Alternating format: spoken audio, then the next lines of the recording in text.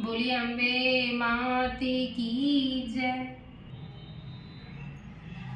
कीलकम। ओम चंडिका देवी को नमस्कार है। मार्कंड जी कहते हैं, विशुद्ध ज्ञान ही जिनका शरीर है, तीनों वेद ही जिनके तीन दिव्य नेत्र हैं, जो कल्याण प्राप्ति के हेतु हैं तथा अपने मस्तक पर अर्चंद्र का मुकुट धारण करते हैं, उन भगवान शिव को मेरा नमस्कार है। मंत्रों का जो अभी कीलक है अथवा मंत्रों की सिद्धि में विघ्न उपस्थित करने वाले शाप रूपी कीलक का जो निवारण करने वाला है, उस सप्तशती स्रोत को संपूर्ण रूप से जानना चाहिए। यद्यपि सप्तशती के अतिरिक्त अन्य मंत्रों के जप में भी जो निरंतर लगा रहता है वह भी कल्याण का भागी होता है। उसके भी उच्चाटन आदि कर्म सिद्ध होते हैं तथा उसे भी समस्त दुर्लभ वस्तुओं की प्राप्ति होती है। तथापि जो अन्य मंत्रों का जप न करके केवल इस सप्तशती नामक स्रोत से ही देवी की स्तुति करते हैं, उन्हें स्तुति मात्र से ही सच्चिदानंद स्वरूपिणी देवी सिद्ध हो जाती है। उन्हें अपने कार्य की सिद्धि के लिए मंत्र, औषधि तथा अन्य किसी साधन के उपयोग की आवश्यकता नहीं रहती। बिना जबकि उनके उच्चाटन आदि समस्त अविचारिक कर्म सिद्ध हो जाते हैं। इतना ही नहीं, उनकी संपूर्ण अभिष्ट वस्तुएं भी सिद्ध हो जाती हैं। लोगों के मन में यह शंका थी कि जब केवल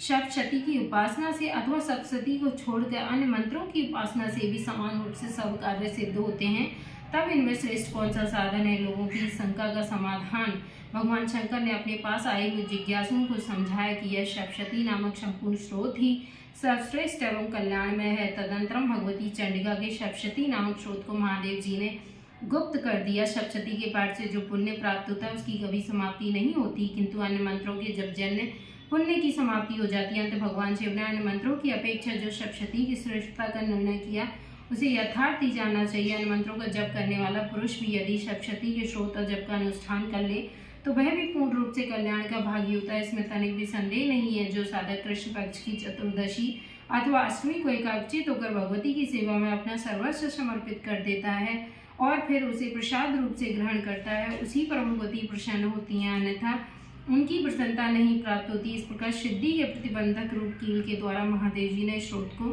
कीलित कर रखा है, जो पूर्वोक्त रीति से निष्कीलन करके सप्तशती स्रोत का प्रतिदिन स्पष्ट उच्चारण पूर्वक पाठ करते हैं वह मनुष्य सिद्ध हो जाता है। वही देवी का पार्षद होता है, वही गंधर्व भी होता है। सर्वत्र विचरते रहने पर भी इस संसार में उसे कहीं भी भय नहीं होता। वह मृत्यु के वश में नहीं पड़ता तथा देह त्यागने के अनंतरण मोक्ष प्राप्त कर लेता है। अंत कीलन को जानकर उसका परिहार करके ही सप्तशती का पाठ आरंभ करें। जो ऐसा नहीं करता उसका नाश हो जाता है। इसीलिए कीलक और निष्कीलन ज्ञान प्राप्त करने पर ही यह स्रोत निर्दोष होता है और विद्वान पुरुष इस निर्दोष स्रोत का ही पाठ आरंभ करते हैं। स्त्रियों में जो कुछ भी सौभाग्य आदि दृष्टि गोचर होता है वह सब देवी के प्रसाद का ही फल है। अंत इस कल्याण में स्रोत का सदा जप करना चाहिए।